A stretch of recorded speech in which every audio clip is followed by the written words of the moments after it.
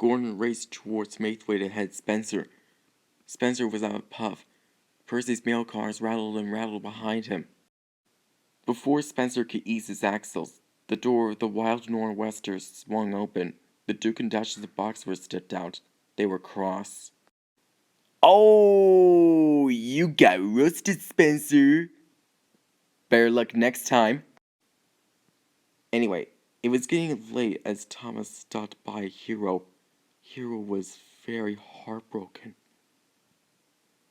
and Thomas steamed sadly away to Tidworth. All of the engines were worried about Hero, and cross with Spencer. All the engines whistled. They were a team for Hero. For the next few days, Thomas and Spencer worked at the Duke and Duchess' summer house. Thomas didn't let Spencer out of his sight. Thomas's friends all looked after Hero. He was never for long. He laughed and told stories about his homeland to Emily, Gordon, and Percy. He listened to Edward's wise words and cared that Henry had special coal before he was rebuilt into a Black 5. He admired James's shiny red coat and thought Toby was very special, one of the only steam tramps that he had ever met. The Duke and Duchess came to visit their summer house. It was almost complete. They were very pleased. Spencer beamed. He told him all about it while Thomas chuffed carefully to see Hero. Hero was very happy to see Thomas. Thomas could see that Hero was sad. Thomas went back to the summer house just in time to say goodbye to the Duke and Duchess. Thomas realized that Spencer was chasing behind him. Thomas and Spencer had the race of their lives. They puffed through bridges, reached through tunnels, and raced around the bends. Spencer raced and roared behind him, but he couldn't confront Thomas. At a junction, Thomas turned right. Then Spencer went straight and screeched to a stop. Spencer reversed and went on the same track as Thomas went. The regular track went through marshland. Thomas knew it was the fastest way to Nafford. He popped, and even Spencer popped. Spencer went closer and closer. Then there was trouble. The bridge was very rotten, and Spencer was too heavy. The mighty Spencer slid down a muddy marsh. Thomas stopped. He knew it would happen, but he could do nothing. Thomas steamed into Nafford. He was tired and dirty.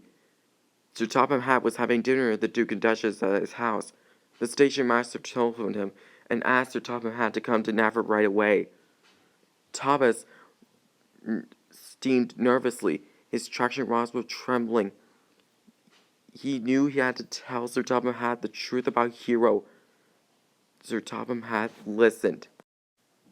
Thomas beamed so brightly that he wanted to whistle, cheer, wheesh. Thomas and Percy pushed and pulled Hero to the Sodor steamworks. The fat controller was waiting for him. A few days later, all the engines gathered around to see Hero. He hopped forward slowly. Hero looked wonderful, restored and as good as new.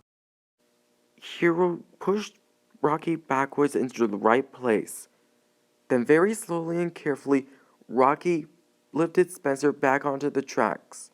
And then with a mighty heave and haul, Hero pulled Spencer to the Sodor steamworks. When Spencer was fixed, he joined Hero and Thomas. Together, the trio finished the summer house in time. Just then, the Duke and Duchess arrived for their summer vacation. They were delighted with their new summer house.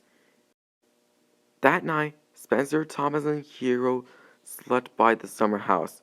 Their axles ached and their wheels were weary. Thomas was worried for Hero. And before Hero could puff master of the railway, Thomas set off to Nafford to see Sir Topham Hatt. A few days later, all the engines gathered at Brendan Docks to say goodbye to Hero. Then there was one low, long, and loud whistle. It was Hero. He stopped by Thomas and Percy for his final goodbyes. Do you have anything to say for yourself? Oh, she's terribly famous. Gosh! Spencer! Oh my gosh, oh my gosh, oh my god, oh my gosh. He's so dead. Good luck, Thomas! Gotcha! You can't even puff forwards, and you can't puff backwards. Now give us back Percy's mail cars right now. Found you, Thomas!